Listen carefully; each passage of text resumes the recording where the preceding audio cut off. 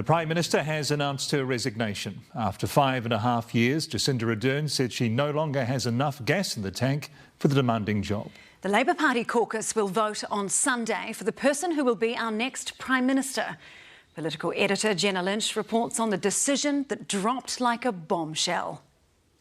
Overwhelmed with emotion, taking a moment before announcing her time is up. And so today I'm announcing that I will not be seeking re-election. Holding back tears, Jacinda Ardern telling the country she is done. And that my term as Prime Minister will conclude no later than the 7th of February. 5.5 years at the top felt like a lifetime. I know what this job takes, and I know that I no longer have enough in the tank to do it justice. It's that simple. Shock is an understatement. Her colleagues dumbfounded. I think that this morning has certainly come as a shock. It wasn't the day that we expected to wake up to today. It came as a surprise. It wasn't the conversation that I had thought we would be having as our first caucus of the year. Yeah, I was just really sad and disappointed. It's fair to say they were surprised. Surprised but grateful. Resounding applause, hugs, a waiata. Jacinda Ardern got the lot. And not just from her MPs, the love and shock reverberating through the family too. Though she didn't quite let Neve in on the secret. I haven't yet. 4-year-olds are chatty. Couldn't run the risk. The opposition hit by the bolt out of the blue. Our caucus was, we got together after we all watched the television and we all came together and talked about it briefly and about the election date and then we carried on. And of course, the public from her Mount Albert constituents. I think it's a wise decision. Her own personal popularity has taken a hit in the last year or so. About time, mate, to be honest. Across Auckland. Jacinda Ardern just announced she's no longer going to be Prime Minister from February the 7th. Oh, that's pretty sad. I'm a big fan. She's done it, Des. See you later. Let somebody else take over. What? Wow, that's a shame. To the public of the capital city. No, not at all, yeah. I was kind of expecting her to stay on a bit longer and, you know, I didn't really have any negative feelings towards her. I think it's a good thing. Good thing? Yeah. I'm not from New Zealand, I'm from Austria, but I can't tell you how happy that makes me. And down south in Christchurch. It's been a tough few years to be the Prime Minister, hasn't it? So, yeah, I think she's done well. Bit of a surprise, isn't it? Not really unexpected, though. No, I wish her all the best for the future. The bombshell hit the same. What? Why? The only interesting angle that you will find is that after going on 6 years of some big challenges, I am human. Politicians are human. We give all that we can for as long as we can, and then it's time.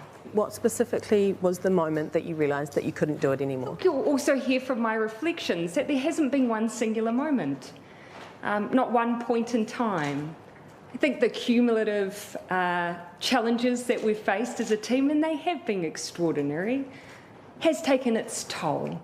It's been a lot, from her meteoric rise to the leadership of the Labour Party 7 weeks out from the 2017 election. Gosh, this of all days, there's no bloody sausage rolls.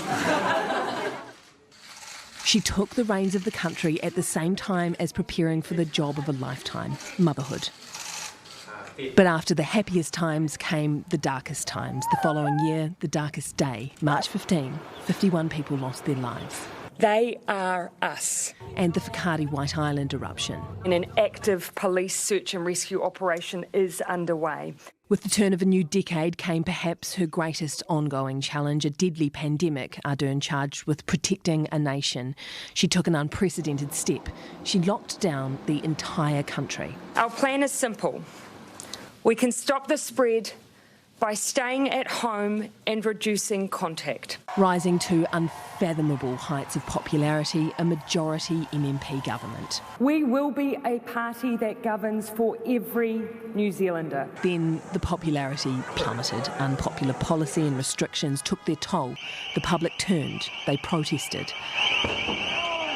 How much did you reflect on your personal popularity ratings when making this decision? You'll hear in my comments that my reflection was entirely on the next 4 years. Right up until Christmas, she promised she'd stick it out. She was in it for the long haul. Do you intend to run as the MP for Mount Albert next year? Do you intend to run as an elected MP? Yes, I've already signalled to my team that I'll be looking for that selection to be happening early in the new year. But ultimately, she's got nothing left to give. But I'm not leaving because it was hard. Had that been the case, I probably would have departed 2 months into the job. And now it's time to finally give some time to her family. And so to Neve, Mum is looking forward to being there when you start school this year. And to Clark, let's finally get married. From let's do this to I'm done. Kia ora, Jenna. Well, quite the day, wasn't it? And what was it like in the room when the PM announced her resignation? Jaws hit the floor. Everyone was flabbergasted. No one saw this coming. The Prime Minister announced her intentions to her cabinet colleagues at 7 a.m, but everyone kept it zipped. Not a hint, not a whisper, not a peep of the bombshell that was about to drop. We got a bit of an inkling that the election date might have been announced, but as soon as she said, "I've been reflecting," there was an audible gasp, followed by a deathly silence in the room as the Prime Minister, overcome with emotion, brimming with tears, announced that she would be resigning. Some of her staff were in the room. They were emotional too. I understand the Prime Minister had practiced that speech a number of times, and every time was overcome with the gravity of what she was about to do. It is a difficult call to make, knowing when is the right time to walk away. And now, with the shock echoing throughout the country, the task in front of Labour is immense. Choose the next leader, the next Prime Minister of New Zealand. Tēnā koe, Jenna.